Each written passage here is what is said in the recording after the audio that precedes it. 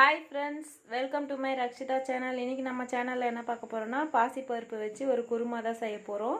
அது வந்து இட்லி, தோசை, சப்பாத்தி, பூரி இதுக்கெல்லாம் வந்து ரொம்ப அட்டகாசமாக இருக்கும். பரோட்டாக்கு கூட நல்லாயிருக்கும். இதுக்கு தேவையான பொருட்கள் பார்க்கலாம் வாங்க. ஒரு தக்காளி, ஒரு வெங்காயம் கட் பண்ணி வச்சுருக்கேன் மீடியம் சைஸில். கொஞ்சமாக கருவேப்பிலை, கொத்தமல்லி எடுத்திருக்கேன். அப்புறமா பாசிப்பருப்பு வந்து ஒரு 50 கிராம் எடுத்திருக்கேன், கழுவி ஊற வச்சுருக்கேன். அதோடவே 2 உருளைக்கிழங்கும் கட் பண்ணி சேர்த்துருக்கேன். வேக வைக்க போகிறோம். அதை வேக வச்சு நல்லா மசிச்சு எடுத்துக்கணும். அதுக்கப்புறம் இதெல்லாம் வந்து நம்ம அரைக்க போகிறோம். அரைக்கிறதுக்கு தேவையான பொருட்கள் நான் ஒரு 6 பச்சை மிளகாய் எடுத்திருக்கேன். ஏன் 6 பச்சை மிளகாய் எடுத்திருக்கேன்னா, நம்ம வந்து மிளகாத்தூள் சேர்க்க மாட்டோம் இதில். அதனால தான் காரத்துக்கு தேவையான அளவுக்கு எடுத்திருக்கேன். அவங்கவுங்க காரத்துக்கு தேவையான அளவுக்கு எடுத்துக்கோங்க. அப்புறம் இஞ்சி, பூண்டு தேவையான அளவுக்கு, அதே மாதிரி தேங்காயும் தேவையான அளவுக்கு எடுத்திருக்கேன். சோம்பு ஒரு ஸ்பூன், கசகசா ஒரு ஸ்பூன், பொட்டுக்கடலை ஒரு ஸ்பூன் எடுத்திருக்கேன்.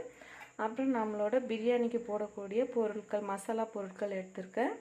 வாங்க எப்படி செய்கிறதுன்னு பார்க்கலாம். ஃபஸ்ட்டு நம்ம வந்து அந்த பாசிப்பருப்பையும் உருளைக்கிழங்கையும் வேக வச்சு எடுத்துக்கலாம்.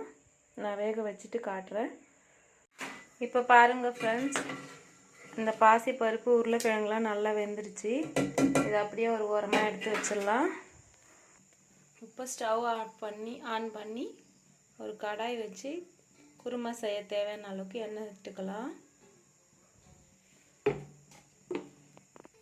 எண்ணெய் காஞ்சதும் நாம் எடுத்து வச்சுருக்க மசாலா பொருட்கள் சேர்த்துக்கலாம். பட்டை, கிராம்புலாம், சோம்பு, கிராம்புலாம் வெடிச்சதுக்கப்புறம் வெங்காயம் சேர்த்துக்கலாம். கிராம்புலாம் வெடிக்கும் போது மேலே தெரிக்கும், நீங்கள் பார்த்து ஓரமாக இருந்து செய்யுங்க. இப்போ வெங்காயம் நல்லா வதங்கட்டும். இப்போ வெங்காயம் வதங்கும் போது கருவேப்பிலையும் கொஞ்சமாக கொத்தமல்லியும் சேர்த்துக்கலாம். சேர்த்து வதக்கிக்கலாம். இப்போ பாருங்கள், வெங்காயம் கோல்டன் ப்ரௌன் கலர் வந்துடுச்சு. இப்போ தக்காளி சேர்த்துக்கலாம்.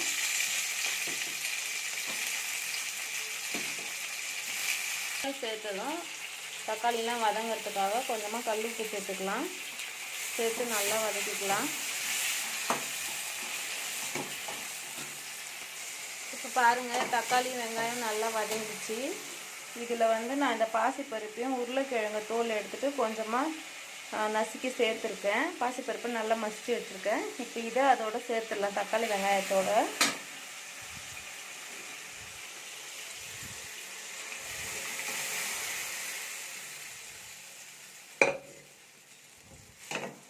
சேர்த்து ஒரு முறை நல்லா மிக்ஸ் பண்ணி விடுங்க.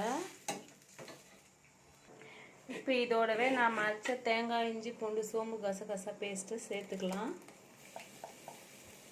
சேர்த்து தேவையான அளவுக்கு மிக்ஸி ஜாரில் தண்ணி சேர்த்து கழுவி சேர்த்துக்கோங்க. பாருங்கள், நான் தேவையான அளவு தண்ணி சேர்த்துட்டேன். இது வந்து குழம்பு வந்து காய காய கொஞ்சம் திக்காக வரும். அதனால் நீங்கள் பார்த்து தண்ணி சேர்த்துக்கோங்க. ரொம்ப திக்காகிற அளவுக்கு சேர்த்துக்காதீங்க. ரொம்ப திக்காக இருந்தால் நல்லா இருக்காது. குருமா எப்படி இருக்கணும்னு உங்களுக்கே தெரியும். நம்ம இதில் சில்லி பவுடர் சேர்க்க வேண்டியதில்லை. நம்ம பச்சை மிளகாய் சேர்த்துருக்கோம் காரத்துக்காக.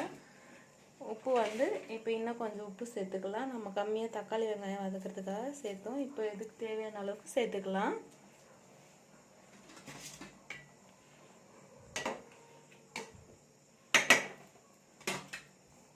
இப்போ பாருங்கள், குருமா 10 நிமிஷமாக நல்லா கொதிச்சிடுச்சு.